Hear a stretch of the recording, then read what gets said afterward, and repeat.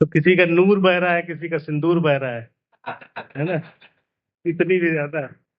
अभी एक साहब थे, बढ़िया सुनाया, चले गए अभी। तो उन्होंने कहा कि वो 20 रुपए की सिगरेट मसल के हमने फेंक दी, है ना। मस्ती में रहते हैं, इतने आशिक नहीं है हम। मस्ती में रहते हैं क्योंकि आशिक नहीं है हम। 20 रुपए की सिगरेट मसल के फेंक दी, इतने रईस भी नहीं हम, है ना। तो ये मोहब्बत मोहब्बत वाली हमारी जो समझ में आता नहीं, मस्ती में रहने वाले आदमी है। क्योंकि जो मोहब्बत में रहता है वो बेचारा मस्त नहीं रह पाता। देखो, दुखती रग पे हाथ आप नहीं रखिए, हमारी कॉमेडी हमारी चली जाएगी। वही टूटता है, ठीक है? तो मसला ये है कि अभी एक और मैडम ने सुनाया बहुत बढ़िया कि रूह रूह हाथ में लेके वो चल रही थी। मामला ये है कि भी रूह रख के रुमाल हाथ में लेके चलो, गर्मी बहुत ज्यादा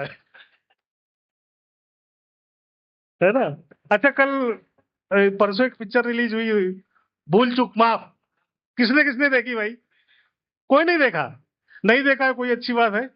हम शॉर्ट में बता देते हैं, शॉर्ट में बता देते हैं। उसमें ये बताया गया कि आप अगर सरकारी नौकर हैं तो जिंदगी आपकी बहुत बढ़िया है। शादी भी मन की हो जाएगी, दहेज भी मिल जाएगा, अपने से ज्यादा खूबसूरत लड़की से शादी हो जाएगी, ठीक है। भले ही फोटो मैच ना करे आपकी कहीं से भी। और अगर आप सरकारी नौकर नहीं है तो गंगा में डूब के मर जाए, यही बहुत अच्छा है। ये पिक्चर में दिखाया गया, भूल चूक माफ। तो बड़े अफसोस के साथ में कह रहे हैं हम भी सरकारी आदमी। अच्छा, जो पिक्चर में दिखाया गया है, जो पिक्चर में दिखाया गया है कि नहीं सरकारी आदमी तो बहुत बड़े तोप है, वैसी कोई बात अब रही नहीं है। अब जो है ना, वैसी कोई बात अब रही नहीं है। क्योंकि सरकारी आदमी सिर्फ, पहले जब सरकारी कोई हो जाता था ना गलती से, उसकी तो बातें छोड़ दो, उसके चाचा फूफा मामा वो फूले फूले घूमते थे कि भारा ढिमका भतीजा वो उसमें हो गया, ये इसमें हो गया, वो उसमें हो गया।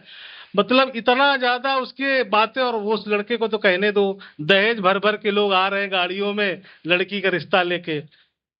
ये सब चीजें पहले होती थी। अब सरकारी आदमी, न सरकार की कोई इज्जत रही है, न सरकारी आदमी की कोई इज्जत रही है।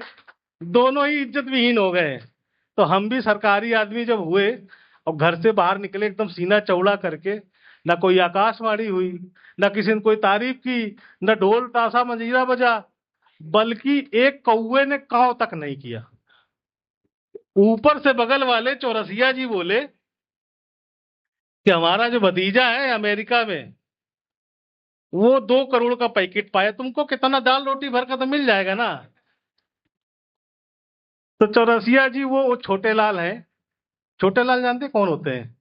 छोटे लाल वो आदमी है जिनकी खुद की जिंदगी पूर्णतया झंड है, लेकिन वो दूसरों को उंगली करते रहेंगे कि हमारा फलाना ये, हमारा ढिमका ये, हमारा ये। खुद की जिंदगी उनकी बिल्कुल बेकार है। तो छोटे लाल जो टाइप के आपके आदमी होंगे, उनकी खुद की और उनके खुद के लौंडे की ऐसी तैसी हुई पड़ी है। लेकिन आपको बोलेंगे कि नहीं, आप जो है बिल्कुल बेकार आदमी हो। तो भाई सरकारी आदमी का जो है, जिंदगी में एक ही चीज बचती है जब वो ज्वाइन हो जाता है, वो होता संडे। उसको इंतजार रहता है सिर्फ और सिर्फ संडे, क्योंकि संडे को उसके रहते हैं अपने प्लान। इस सवेरे 10 बजे तक सो के उठेंगे, इसके बाद बिना नहाए यहाँ तक ठूस के खाएंगे, इसके बाद टीवी देखेंगे, और शाम को जाएंगे चौराहे पे, बालक बीड़ी पिएंगे और आती जाती स्कूटी देखेंगे, आती जाती स्कूटी देखेंगे। लेकिन भैया, जब माँ बाप के अधीन थे और जब बीवी के अधीन हुए, ये हमारे प्लान पूर्णतया बदल दिए गए और उनके हिसाब से प्लान कर दिए गए, ठीक है। लेकिन भाई एक बार हो, 2 बार हो, हर संडे आपका अगर यही होगा, अगर हर संडे आपके साथ यही होगा कि आपका प्लान ही बदल दिया जाए, तो आप क्या करोगे? कोई रास्ता तो निकालोगे। तो माँ बाप से जब प्लान आपको बदलवाना हो, मतलब उनसे फुर्सत पानी हो, तो हमारे पास एक बढ़िया नुस्खा था। बढ़िया नुस्खा ये था कि मम्मी उधर चूल्हे में काम कर रही, इधर पिताजी बैठे अखबार पढ़ रहे, और हम आए बीच में और हमने कहा, पापा, देखा जाए तो चाचा की गणित बहुत बढ़िया थी, और मामा की जो है ना गणित, वो बात नहीं थी।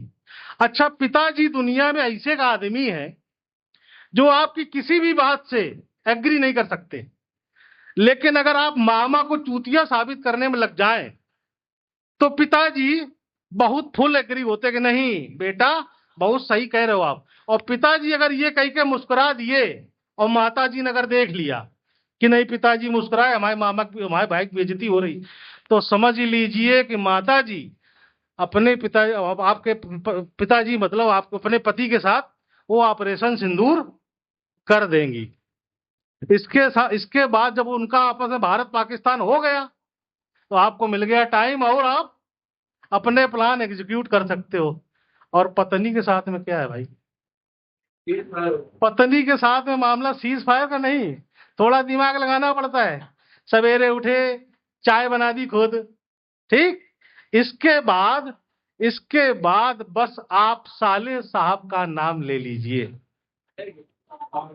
साले साहब को बोल लीजिए कि बेटा बेचारा बीटेक फालतू में कर रहा है, 4 लाख रुपया फीस जमा कर रहा है, वो अगर जब पेचकस ही घुमाना है तो मैं वो एक दुकान खोल लो और उसी दुकान में पेचकस घुमाते रहो, बढ़िया कमाई अभी से शुरू हो जाएगी।